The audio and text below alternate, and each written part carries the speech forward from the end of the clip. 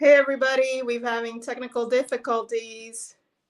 So comment if you can hear me. Comment if you can hear me. Comment if you can hear me. Can you hear me?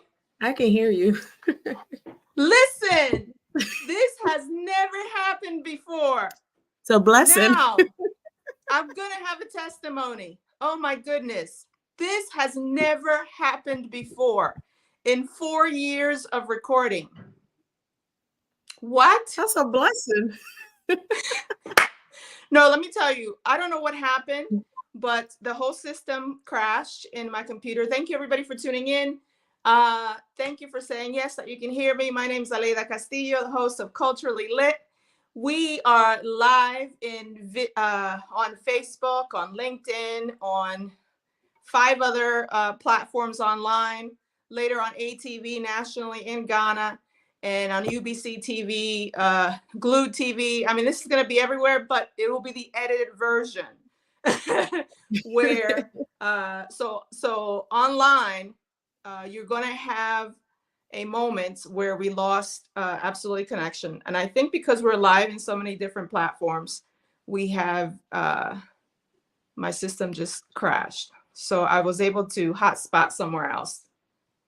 And so I hope you can hear me okay. You can hear me okay? I can hear you good. Okay, awesome. Can they hear you? Because I can hear you good. Yes. Okay, awesome. So Jill, people call you Jill. Jill. But your full name is? JILANN. JILANN, thank you so much for taking the time today to meet with me. And I look forward to, one of the things that we didn't talk about backstage was the Queen Mother topic, that I would like to talk about that. And, but I first want to start with to tell us about yourself and how you arrived to visiting Ghana. How did you make that transition from learning about Ghana to taking that step and visiting Ghana? All right, so my name is Jillann Murray. I am born and raised in Kingston, Jamaica, actually a place called Tivoli Garden. And I'm a mother of 4. Woo, woo. Yes, a mother of 4. Yes, you can do it. Yes. Don't give up on your dreams. Dreams are real. Absolutely. So I'm a mother of 4, 3 girls, 1 boy, and I love people, and I'm passionate about everything that I do.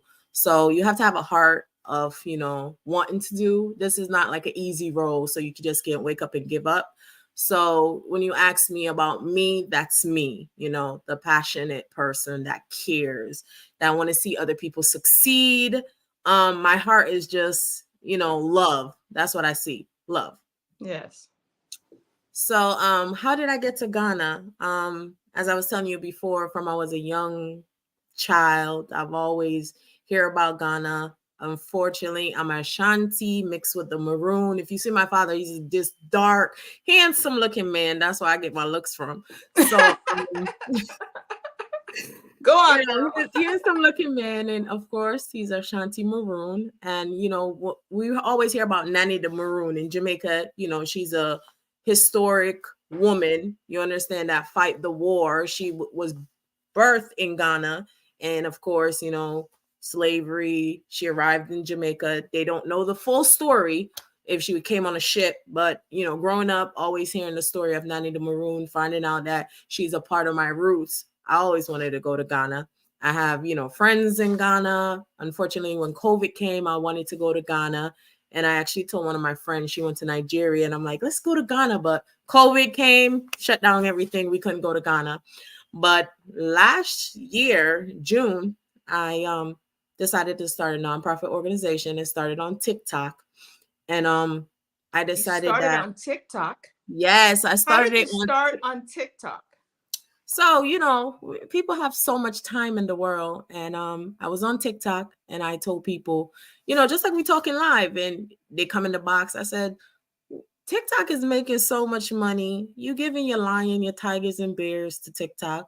Why not do something positive? Why not, let's start an organization, and we sit on there, and we literally came up with the name.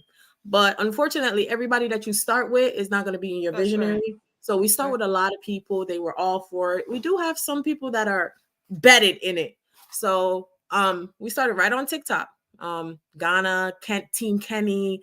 I couldn't give you a list of name, but this Catch It From the Root was started on TikTok platform. And we went from there. We fed our first, like, I think 200 kids or 50 kids right off of TikTok. We, did it right there.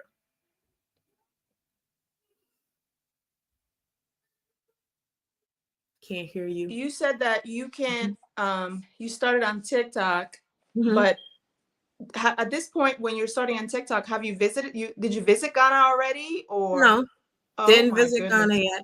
So I didn't visit Ghana yet. Like I said, I have friends, great good friends in Ghana. And I called them one day and I said, hey, I'm starting this organization, and I have everyone looking in Ghana, like where we're gonna set the organization up, where it's gonna be, what could we do to have the organization grow money instead of asking people to give. You understand? We wanted to set up revenues so the organization will be able to, have its own revenue. So I don't have to come in front of the Sustain camera and say, itself, yeah. right. I don't Sustain have to come itself. and say, hey, I need money for this and that. We wanted to build revenue so this organization can be great.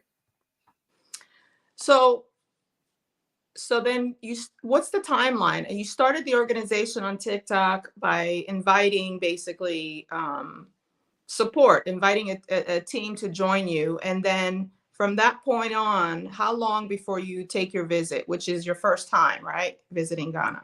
Right. So I started an organization and we started talking in January. I opened it up in about March in the US. It became official, got my EIN, we got exempt, we got Catch It From the Roots, started in Fort Myers, Florida. We have all our paperwork. We're there. Mm-hmm. Then I said to myself, I'm serious about this. I'm talking to my board members. We have board members from Ghana. Mm-hmm. We have our 12 board members. We're having meetings every week. You understand? Mm-hmm. Okay, we got it here. What can we do? But in the States, you can't, if you do any funding in the state, it has to stay in the state. Sure. So I had to learn the different of, raising money for Fort Myers, Florida, where it was established, and then raising money for Ghana. So I said, okay, well, I have to come out to Ghana and open it. So my friend, Kenny at the time, I was asking him, how could we do this? I want to open it. So he got me in contact with someone, which is Sir Jonah, and he's a part of our board. And he said, you have to come to Ghana. You have to do this, do that. So I came for 2 weeks and I said to him, I have 2 weeks for you to open me up this organization. He said, I can get it done, but it's more to it. So he got the paperwork, got the little, paper, we're official, we're incorporated because you got to get the incorporation, but we don't have the social welfare. So the 2 weeks I found out now there's a social welfare. You have to do this, that. So that's when I first came in the June part and got that done. Then I had to come back in July and get the rest done. So in January, you make the announcement that, hey, why don't we start helping people in Africa? Right. And then by the summer, you're in Ghana. Right. And by July, you have an organization formed in Ghana too. Excuse me. Today's day has been, I'm like coughing now, but excuse me. So now you have, by the summer, you have this organization, and how are you getting the people? How do you know the people that you're doing business with? All right. So how do you trust them? Okay. So in anything that you do, you don't, I always grew up with this thing that you don't trust no one. You understand? And I've learned that in the year that you're just going to have to, when you're embedded in anything, you're going to have to learn how to either wear your heart on your chest or, wear it on your sleeve. You understand? So I just went with my heart. I knew that people was going to be people. So how did I trust? I met, Kenny on TikTok. He was embedded. You have to meet people that, you can sit on TikTok all day. You can see positive people. You can see negative people. You can know the vibe. So when you're on a group on TikTok and people have the same visionary as you, you understand? Those are the people I chose. So I chose people that I listened to their conversation and I listened to them saying that, oh, Ghana, I stood in a room on TikTok where they spoke tree all day long. and I came in and like, hello, I'm in here. You know, you're talking and you're Wow. from Ghana, and Wow. hello, I'm JILANN, and that's how I got to Connected to introduce the myself. locals. Right. Right. And one of the local, of course, was Kenny, and he connected me to other people on the live, and we just that's how connection. You know, Mm-hmm. people are scared to Mm-hmm. connect, but there's nothing wrong. You're gonna have good people, you're gonna have bad people, but that's where your journey is. I'm gonna meet good people, and I'm gonna meet bad Mm-hmm. people. It's Mm-hmm. up to me to know what to do with them. So there's in a different live or in a different private group, we're going to talk more about all those details and coaching people how they get to from visiting Ghana to forming their own organization to getting that support and getting that connection. This Right. is a series of unlocking what I call unlocking life in Ghana, and we're doing the um, aerial view, I suppose, on Right. how we maneuver and went from the desire to go to Ghana to actually visiting to then continuing to come back. Right. I know that there's good stories and bad stories, and good experiences and bad experiences, and we don't want to shy away from all the bad, but we also want to share that in an empowering way that we have those obstacles and we overcome them, and people are going to drop off in the journey, and that's okay. But share more about how we overcome that. So you get to Ghana, you form this organization, and we're talking about a 6 to 7 month period that this is like moving rather fast. We know that in Right. Ghana things do not move fast. So how do you how did you make it move fast? Okay, so you're absolutely right. I had to learn that. I had to learn that Ghana wasn't like America, like how I got my EIN number right away. Mm-hmm. No, it's who you know Mm-hmm. and dollars. Let's Right. talk about that. You Right. understand? Like, we really want to talk. It's about dollars. You Mm-hmm. understand? So you're gonna have to have your money. You're gonna have to know this person that will put that paperwork in fast for you. You Mm-hmm. understand? So I'm Mm-hmm. not, here to say, hey, it ran smooth and everything was great. No, Mm-hmm. if you want anything done in Ghana, you have to know someone that you will be able to pay, that they will put your paperwork in and get it done right. You understand? Yeah. Because you'll be sitting in line all day. And I don't have the patience for it. Right. So, meeting Sir Jonah, which is the person that handle all our business, he does Mm-hmm. all our bookkeeping. He told me at one point, he was like, Jill, Ghana is like this. He Mm-hmm. said, you have to pay to get what you want. Right. And once Right. he said that, I said, well, I come from Kingston, Jamaica, and it's the same way. Mm-hmm. So I understand. So he said, if you want a number, it's free. But Ghana would take 6 months to give it to you. Do you Mm-hmm. have 6 months? No. Mm-hmm. So you have to pay. You understand? And it's crazy system, but I needed to get my organization up and running.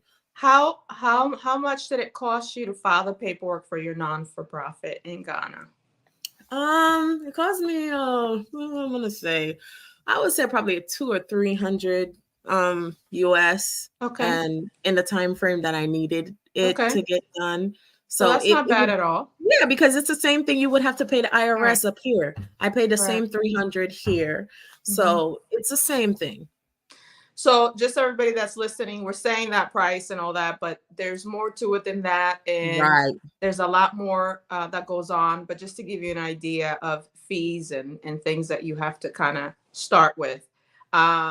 So when you so basically you take me to your first visit, because you announced on TikTok that you wanted to do this organization, you wanted to help people in Ghana.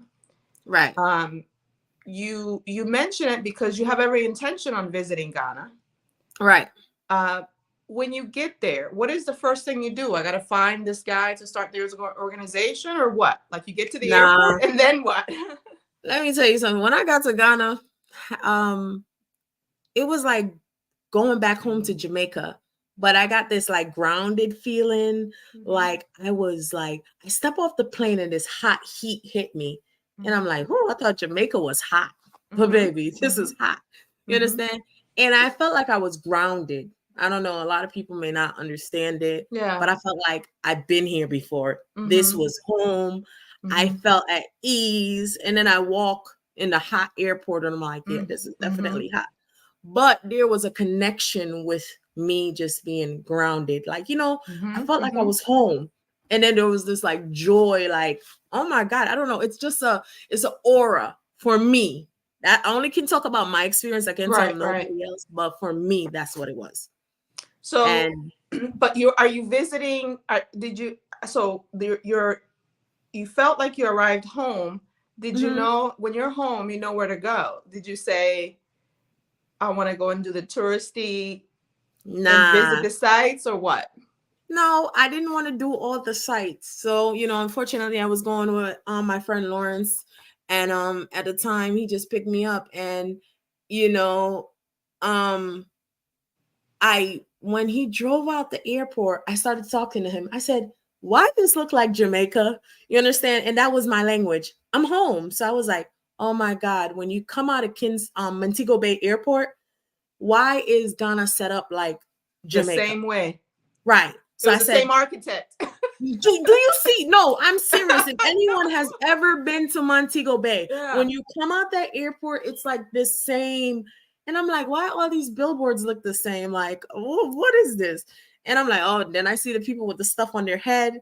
And that made me was like, oh my God, I like this place, And I saw the hustle and I saw the begging, and my little poor heart was just like, rolling down the windows, and here I go. And they're like, Jill, you can't do that. I'm like, why not? So, my heart was just ready. So that was my first experience. Then, how long did you stay? I stayed 1 week. 1 week. Yes. And what was your favorite? Did you visit any restaurants? What was your favorite restaurant, if any? For the 1 week, I went to hang out. We went to a couple restaurants, but hang out. I actually went, Lawrence is my significant other now, but he actually wanted me to rest. He's like, oh, you took that long plane flight, so you rest up, because I came in late. I did from Fort Myers, Florida. That's 4 hours to New York, sitting in the airport, and then doing another 11 hours. So I was on the road all day. So he said, hey, rest. So, me being Jamaican, he's like, oh, I'm making you some fufu. And I'm like, what? And, I'm like, I'm fufu. You understand? That's for food. That's the authentic side of me. He was like, you got to eat something. So he, started cooking, and he brought this thing. And I'm like, okay. So Lawrence is your significant other. Right. He's from Ghana. Yeah, he's from Ghana. Okay. And I known him for 15 years. That's another story. There's another show coming about this, the relationships. Okay. Yeah, I know him for 15 years. So I know him for 15 years. Okay. So was that your first time having fufu? Yeah. No, no. The authentic fufu. I had box fufu. Okay. So it was the first time having the authentic one. Okay. So now you're there for a week. Do you come back? How long before you come back? I come back on that. I left on, I think, a Wednesday, and I came back on exactly a week. I came back like the Saturday, and then you returned back to Ghana. How long did it take you to visit Ghana again? 1 month later. Wow. And then how long was that stay? 6 months, and came back. How do you stay in Ghana for 6 months? I fell in love with Ghana. Yeah. It was just like being there. And when I came back, I had all these plans. When we went to visit the school, I saw how, let me tell you the story that made me fell in love with Ghana, the school. When I, growing up in Jamaica, I went to school in Jamaica. I was born in Jamaica, so I went to school in Jamaica. I thought we was poor. But when I went to that Jefferson school to donate some stuff that I had brought from America, pencils and stuff. It's a new level of poverty. Yeah, it woke me up and it hit me in my face, and I was like, "Oh, I was never poor." When I asked to use the bathroom and they showed me the bathroom, I was like, And I said, "These babies are using this bathroom?" What was wrong with the bathroom? The bathroom wasn't inhabited for me to use, so it's not inhabited for the kids to Mhm. use. It's Mhm. just simple bathroom, and you have to dip water and wash your hands. It was just like Mhm. outhouse. Mhm. I understand it's Ghana, Yeah. maybe because I grew up in Jamaica, we had outhouses, but we had a choice to use them. Mhm. They weren't Mhm. our school. So Mhm. that kind of made me felt like, oh, like it just touched me. So from there, I was a vision. And when I saw the kitchen of where these kids were eating a rock and they didn't have no table, no nothing, they were it just, it bothered me. When I came back Mhm. to America, I told my kids, I said, you guys are blessed and you have too Mhm. much. I'm going to Yeah. stop buying this, that. Yeah. And I'm going to give it all to the African kids. And they're Yeah. like, you know, Yeah. so Yeah. So then, so your love for the kids, and we all can relate to this in some aspects of it, but basically what you're saying, really, you found a new sense of purpose with this, right? Because it was something that when you look at it, however small, you can make an impact, and it doesn't take a right, lot of effort to make a right, difference. right, And it will make a great difference. So we're going to right. talk about that. You tell me what you know about queen mothers in Queen Ghana. mothers. I know I became a queen mother and I, I listen, this queen mother thing, it was a surprise. I just went to Yeah. school to talk to girls about pads and, Hmm. you know, um, the group that I was with, they wanted to do something and I was surprised. We talk, we had a one of the politician with us, Mr. Hmm. Mason, and we were literally having these underwears and we're like teaching girls how to put the pads on. But my group, my board members, I had the guys doing it because I Hmm. have this philosophy of a woman most important person in her life is her dad. Hmm. So I wanted the guys board member to get these girls' attention, to let them Hmm. know that there's someone and they shouldn't have to go without sanitary Hmm. pad. And this is nothing Hmm. that they do, you understand? But we were going to make it right. Hmm. So we wanted to teach them. So I had all my guys, they had thongs. We went out, we bought thongs, we bought underwears, we bought all different kind of underwear, panty liners, pads. And they were like literally teaching the girls how to put it on. We're talking about cycles, how you're going to get your period every 28 days, and we're teaching. That's very So, interesting that wait, that you're involving the guys in the process. oh So yeah, really the guys are really the one learning because it's easier for the girls to kind of I suppose for ladies and young ladies to understand what they're going through. But right. did that feel uncomfortable for the girls to see males talking about this? No, they were happy. They were clapping. They were happy. We even had Sir Jonah putting on the underwear after he put the pad on. And I mean the attention of the girls, you understand, they were just like, we can't believe this. And the guys, they don't know like the flow. We don't talk about period. Like they don't know your flow, like light, medium, you understand, heavy flow, panty liner. They didn't know the difference. Some of them didn't even know the difference between tampons.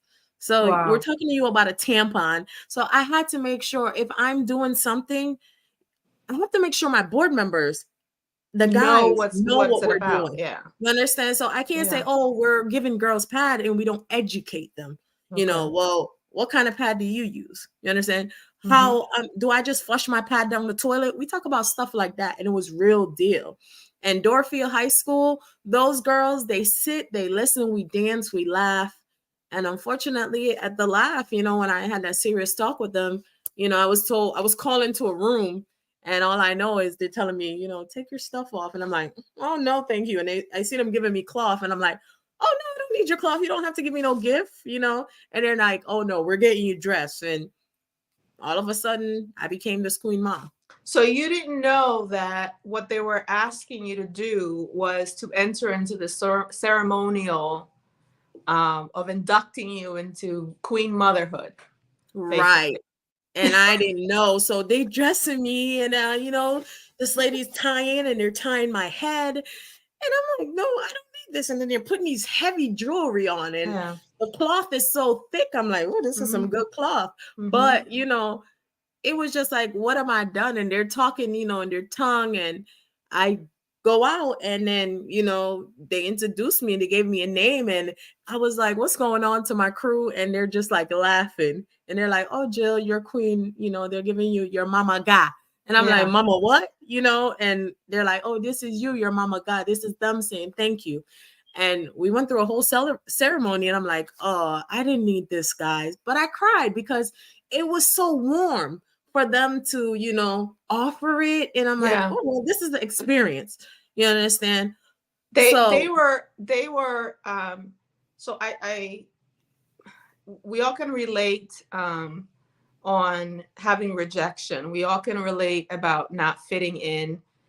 We all can relate when you spent your whole life trying to fit in, somewhere, and you feel like it never happens. right, And it's hard to explain.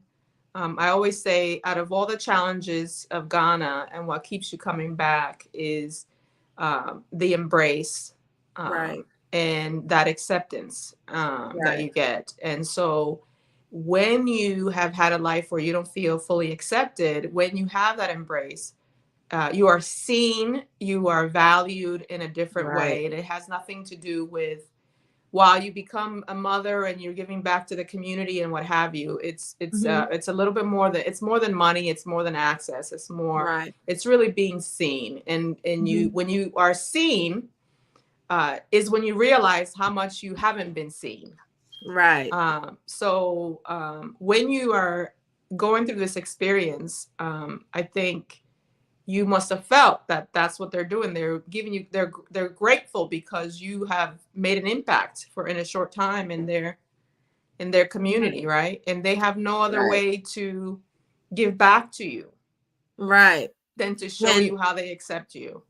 right. And it Yeah. was dynamic, and it was, the girls, singing and dancing, and and I'm like, at one point I was just, like crying.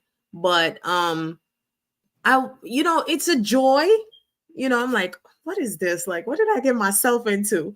And I'm like, wait, Queen Mother? I ain't no queen. Those are the thoughts. Like, Yeah. what did y'all get me into? And then I started looking at my board member like, did y'all done set me up for something? Because I don't like, being set up, Right. so they were like, no, Jill, this is the appreciation of how they appreciate you. And Mm-hmm. so the whole bus ride home, I just know I'm Mama Guy. And I'm like, I'm not taking that name. It's hard for you to step into something. I'm stubborn.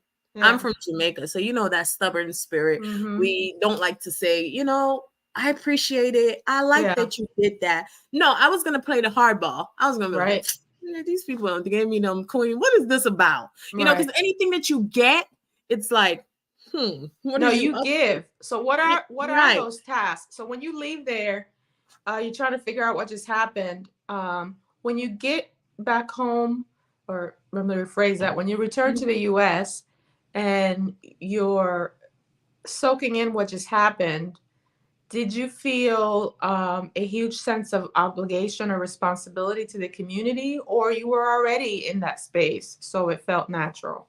I felt like I was already in the space, so it felt natural. Even if I Mm-hmm. didn't accept the title, I was Mm-hmm. still gonna do what I do. You don't need to give me a title for me to Mm-hmm. do Mm-hmm. something. I tell you, I have a heart, and the heart that I have, it's like I feel like it's my job as a human being when I Mm-hmm. see something, and it's because of how I was brought up. You understand? Mm-hmm. I was brought up into poverty. So it's my job to help. You understand? But Mm-hmm. people say, why Ghana? Because that's where my roots is. That's where I'm captured. You understand? Mm-hmm. That's where my spirit says. I could have chose Mm-hmm. Kenya. I could have chose anywhere else. But my spirit, I go where my spirit tells me, Ghana, Right. you know? So now the reality is, I know I spent a lot of time in churches Hmm. a long time ago, and I used to hear this pastor say, um, "Salvation is free, but evangelism costs money." So you can operate in the spirit, but and be led, but how do you maintain uh, that fulfillment and that energy when you know that some of the tasks are challenging, you know? So We're humans, right? And we don't give ourselves a lot of credit. And that's what I want to say. We're humans. We're going to fail. And nothing is perfect. Life is not perfect. I get up every day. I fight with this thing called flesh. And this is the thing that we do. We try to fit in so much with what the world wants us to be. Mm-hmm. And I'm at a point in my life where I just fit in where I want to be. You understand? Mm-hmm. And if I don't fulfill my obligations, that doesn't mean I fail. It Mm-hmm. just know that I'm gonna get it done. But Mm-hmm. there's a timing for me to do everything. Mm-hmm. The school, for a big example, I was telling you about the Cape Coast school. Mm-hmm. I was in December when I didn't finish that school, it crushed my little heart. Anyone could tell you, I was like, oh man, here I go. I trust someone. They Mm-hmm. let me down. I wanted to cut the ribbon for these babies and I wanted them to see their new school. It didn't work out. What am I going to do? Am I going to fight with myself? You Mm-hmm. understand? No, I go harder. You Mm-hmm. understand? I get this thing where I told Ruby, like, sis, we ain't giving up. We're gonna come in hot. We you understand? You gotta have that spirit of you're gonna tired for some fierce, like Bob Marley say. You're gonna keep seeing me. I'm gonna Yeah. keep showing up to Ghana. And Yeah. that's what I'm telling people. I'm gonna keep showing up to Ghana. You understand? Mm-hmm. I'm gonna keep doing the neck everything that happened bad to me in Ghana. I'm gonna get something good. I'm gonna keep going and don't give up. You understand? And that's my goal. So when you say that to me, I have an obligation, and those obligations are to those kids because those kids are our next future. They're our next Mm-hmm. future Mm-hmm. generation. They're our next president. They're our next doctor. They're our next you, Elena. You understand? The next Mama Ga. You Yeah. understand? So yeah. So, you kind of went through that fast. I want to pause for a second there because you formed an organization to really help um, children and families in Ghana. And you travel there, you get all the things in order, you find a Mhm. school that really impacted you, and that's really what made you fall in love with Ghana. And then you set out to actually help the school, and in the process of building this school, you're saying something happened where it didn't work out. And what was that? Right. So we embedded ourselves and trust ourselves into, finding a contractor. We had a goal and everybody had when you have certain amount of money. When I had donors, a particular donor donated a certain amount of money. So we had to work into that budget of rebuilding these kids a school. Of course, we wanted to give them a state of the art school, but Mm-hmm. the funds Mm-hmm. wasn't there. Mm-hmm. So, every time I got an estimate, it was just over budget. Mm-hmm. So I finally found someone that was doing something that has to do with our restaurant. You understand? And I thought I could Yes. trust them. You understand? And I Mm-hmm. gave him the job because, hey, you're doing a good job with me building these tables and chairs. And we're not even going to talk about the tables and chairs because they were horrible after. But Mm-hmm. we talk and I'm telling him, hey, this person is charging me an arm and a leg, but this is my budget. I need someone that believes in the visionary Mm-hmm. that can get these babies to school. You Mm-hmm. understand? He goes there, he gives us a blueprint. He tells us, wait, the money that you have, it's way much. We can get this school done by December 31st. I'm like, Mm-hmm. this is awesome because I Mm-hmm. want to cut that ribbon with these babies and be on the plane to go home to my babies. Mm-hmm. And it didn't work out. He pocketed some of the money. And when it was time for him to show up, he just stopped showing up. But I have Mm-hmm. to say the other person, the foreman that does the work, he never stopped. That foreman is still at the school Mm-hmm. doing. And those are Mm-hmm. people I may have got a negative experience with the Mm-hmm. guy that's a contractor, but the foreman never gave up. The Mm-hmm. foreman still showed up and he said, Miss Jill, we're going to get the school done. Mm-hmm. You understand? So I don't give up. It Mm-hmm. was negative for me. I wanted Yeah. to every day I wanted to be like, oh, find this Yeah. man, beat Mm-hmm. him. Like the visionary. These babies Yes. do it. We So, need we need we need to have a crew that is just there available to go find and give that person the beating for stealing from people. yes, no, it's and the funny thing is, I think about people don't think about like their well-being of, you have a family Mm-hmm. and there was a lot of time when someone will say, "Oh, do you want him to be taken care of?" And I'm like, "No, he has a family." You understand? Because that's the heart of me. You Yes. understand? I think about the person's wife, their Mm-hmm. kids, you understand? But then I think about the system. Mm-hmm. You understand? Because we always talk about the system. of how people is. And Mhm. all I want people to do is just be honest, you Yeah. know, be honest. Hey, and I got him in the office one day, and me and the whole board members, and they're attacking him and saying, you know, we know you spend the money. Just tell us you spend the money. Mhm. And I said to him, just say you messed up. You understand? Me and Mhm. you can live together. Just say, hey, I messed up. I misused the money. And where do Mhm. we go from here? Mhm. You Mhm. understand? Because we're humans. We can Yeah. mess up. Yeah. I overused the money. You Yeah. understand? I did this. You understand? Right. And where do we go? Do I beat the man alive? No. But when you don't fix it, that's when I have a problem with you.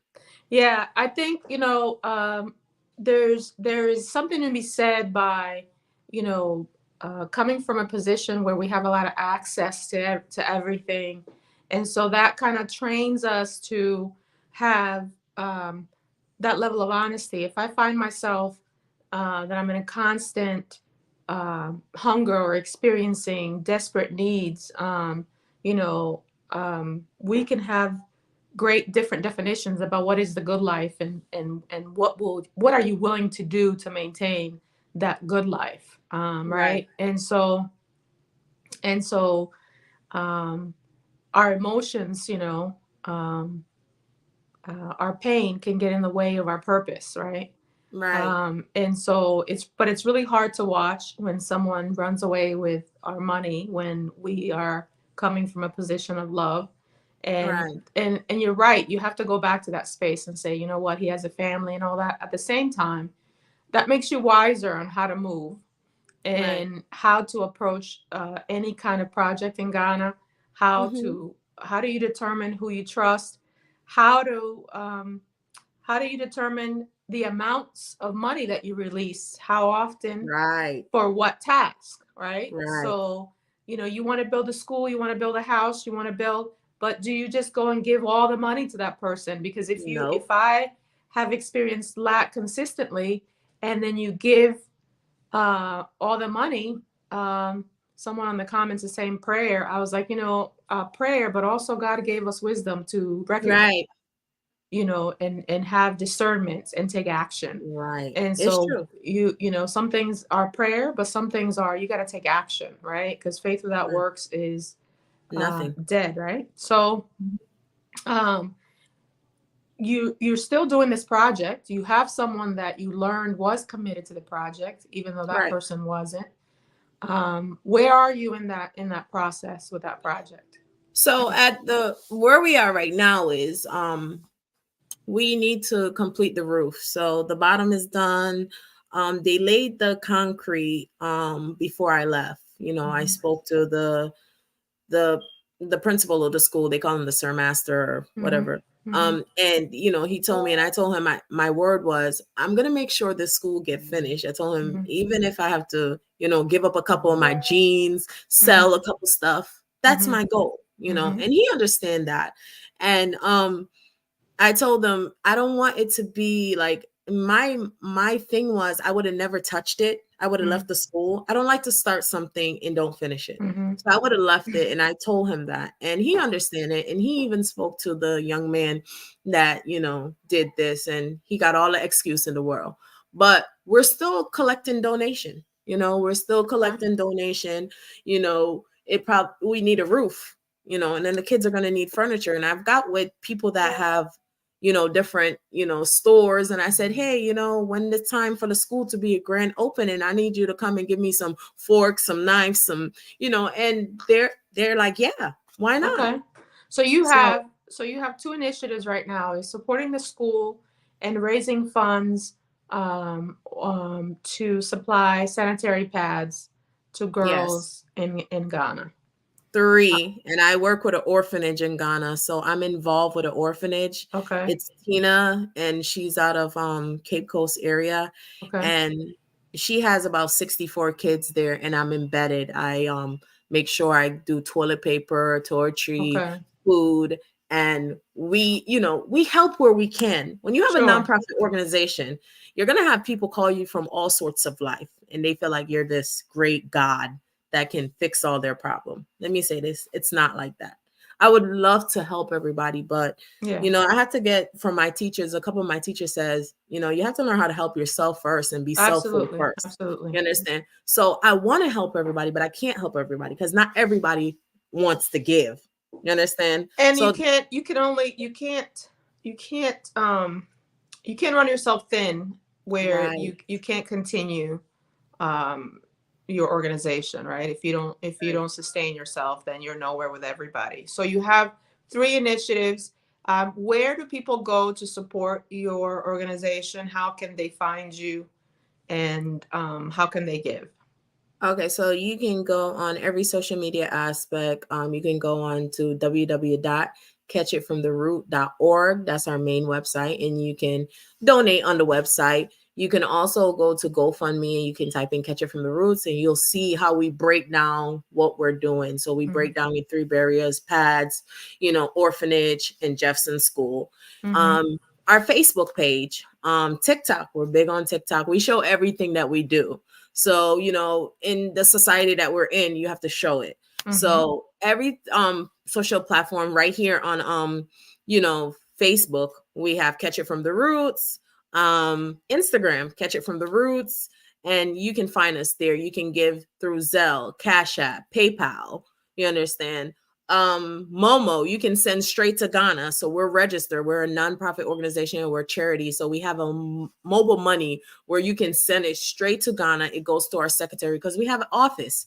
We have an office there in Ghana where, we have a secretary that works for us. So we're a legit business. You Yes. understand? And when I say business, we are legit. You understand? Yes. We're up and running. We're not just I tell people we're open book. You can come and see where your donation go. Right. Right. So when you donate, we write it down and we keep every receipt because I want to be Mm-hmm. honest with people. In a world like this, people will say, "Oh, you're going to Africa, you're going to definitely get scammed." So I make sure we have an open book and anyone can come in and see how Mm-hmm. we're operated. Mm-hmm. Wonderful. So later on, we're going to talk about, as we continue this series of unlocking life in Ghana, we go in deeper um, in our private chats on how you become legitimate, right, without losing your shirt. Right. How you engage in the process of forming your NGO and the best way to operate in Ghana. In the meantime, I want to invite all you entrepreneurial women to join us in Ghana this summer for Juneteenth. One of the reasons why I wanted to talk about the Queen Mother is because, Ghana is 60% plus women. And when you go to Ghana, I don't know if you've noticed this, but for me, I saw a strong presence of males everywhere that you see any organizations, spaces that you may deem powerful spaces, etc. It's Mhm. like, where are the women? And while the Mhm. women are working and or at home, or they're, having their small little shops by the roadside, they're very limited in certain spaces and are limited in access of information. So the intention Right. of the Royal Woman Tour is for us to connect with women in Ghana, but for the diaspora to really have a one central space where we can create this. We have a curated experience Mhm. where you have the space to really embrace your own Mhm. power. But by the women there meeting you, they also, you open up their eyes to their possibilities of what they can do in their own communities, because sometimes they are limited by culturally is, hey, this is my line. I can't step out there and I can't do that. And really empowering women doesn't negate the power of the man. It just means more inclusion for the women in these spaces. And so by bridging that connection, the Royal Woman Tour and the Royal Woman Conference seeks to engage women from the US and to connect with women from Ghana and enter into the Queen motherhood experience and connect them with different villages so we can really empower women to really step Right. into their own space in Ghana, and for us to step into the love of our skin and our history and Right. our connection, but in a more organized, curated, safe space, right? Right. So we're doing that Juneteenth, and we're going to do that as many times as we are allowed to, as many times as people want to go. Right now, we have Juneteenth in February of every year. So thank you for sharing your experience of becoming a queen mother. As soon as you can come back to Ghana and be part of that experience, I would like you to invite you to come Definitely. and also share that experience to the group. We have some great speakers for the event in Juneteenth and some amazing women that are going to be part of it. And I can't wait to share it soon. So tell us in closing, where, what do you want to do in the next year for yourself and for Ghana? And how can people help you to do that? What is that goal for you? So my goal for the next coming year is just to slow down. Slow down. And why I say this is everything will fall in line. I have to learn that because where I'm going, you have to, when I speak to people and say, they say, you did all that in 6 months. Mm-hmm. Yeah, I've done it in 6 months. But now my job is to slow down Mm-hmm. and you have to. I found a teacher that's teaching me something. You talk about woman empowering. Mm-hmm. Dr. Watson, she empowers me. She tells me slow down, start, but don't stop. Do it little at a time. You don't have to come in full force. You understand? So my job that I would love to do right now is take it little at a time. You understand? I may not have 10 kids that I want to school or teach, but I can start out with little. If I Yeah. feed 5 today, or if I can't help 100 girls to get pads, it's okay. You Yes. understand? I help 5. And this is what I want to tell everyone, each one reach one.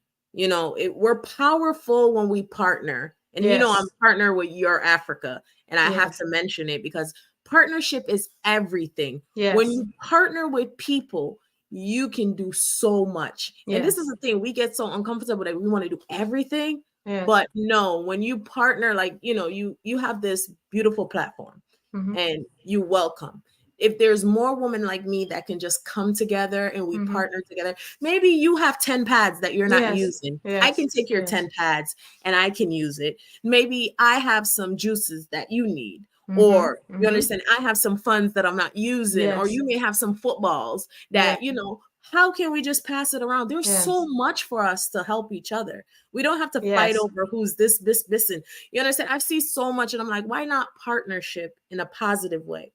There's so much, Jill. There's so much to talk about, and there's so much that just in this broadcast alone, as I mentioned, okay, we're going to talk about that coming forward, is because we know that Right. there's more to talk about in that area of subject, and one of them, what you're mentioning right now in terms of partnering, is that not everybody has your success in mind. Not everybody celebrates your success. Not everybody wants to um, collaborate with you Right. with the intention of sharing their resources, and sometimes they just want to take and dry you up of all that you have. And so Right. partnership is important, but what we're talking about here is that we want to create this culture of we're empowering each other for our Right. missions. And I thank Paul and the team at Visit to Ghana, the Motherland, and Your Africa. And Right. and as we come together, what we're talking about is, yeah, we welcome partnership and we welcome people, but we welcome Mhm. that the kind of culture that is um, happy to see all of us win, and that there's Success. Right. enough to go around. Right. And I'm a firm believer in that. Yeah. It's nothing there's so much to do. Mm. There's so much to do out there. You understand? And like you said, each one reach one, we all can lead Yes. one. There's so much. So by you creating this platform, I hope when someone see my story, they can say, hey, let's get involved with these girls. Right. No girl should have to go without sanitary napkin. Let's get involved. $1, even if it's, so we're not telling you Yes. how much to give. Yes. Give us what you can. You Yes. understand? Yes. And we're not asking for an arm, a leg. You understand? And people will say, you know, we waste stuff. I told my friend this today. I said, you know, that Starbucks coffee you drinking? And she's like, don't Yes. go there, Jill. I'm like, you can give it up for a couple days and give me that money for Yes. the pad. Yes. You understand? Yes. And she's like, that's why I love you. You just speak. And I said, Yes. yeah, you can go without the coffee.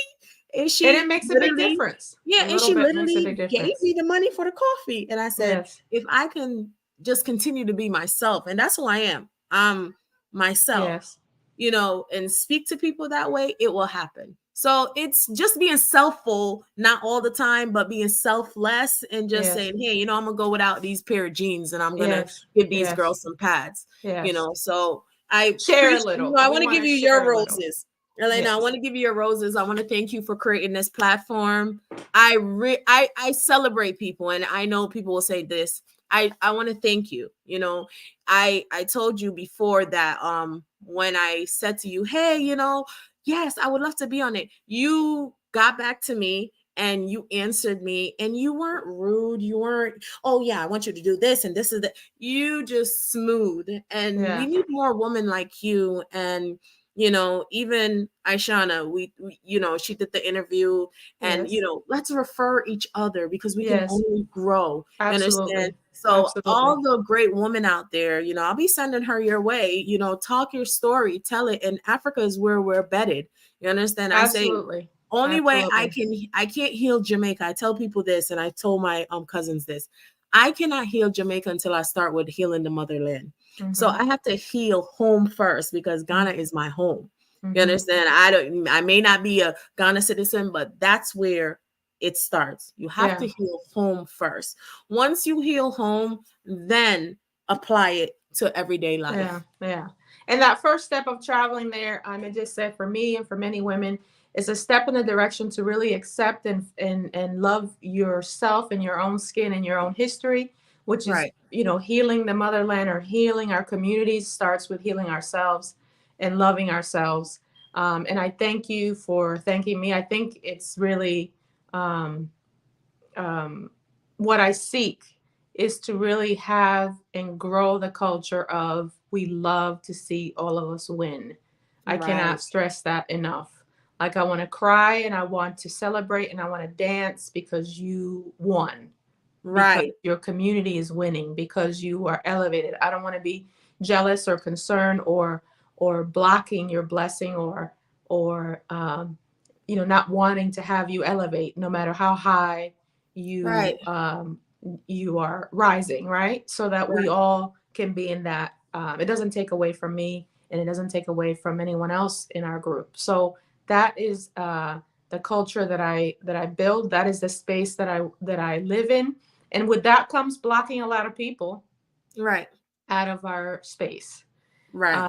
And so we're here to give more information. We're here to collaborate. And I thank you for joining me. Everybody, thank you for watching. This is Culturally Lit. I'm Aleida Castillo. You can see us, Culturally Lit Africa in Ghana, culturallylit.com. You can visit to get more information about the Royal Woman Tour and our trip to Ghana, Juneteenth. If you want to become a speaker in the Royal Woman Conference in June, you can also email us and send us your information. And Jill, I hope that you can make it this June. I And pray. let's see how many of us Yes. can gather our groups and let's go to Ghana this June. Thank you, Yes. everybody. Thank you, Jill, for joining us. Well, See us thank next you. time here All right. on Bye-bye. Facebook and all the platforms. Thank you for joining us. Have a good weekend. All right. Thank you, guys.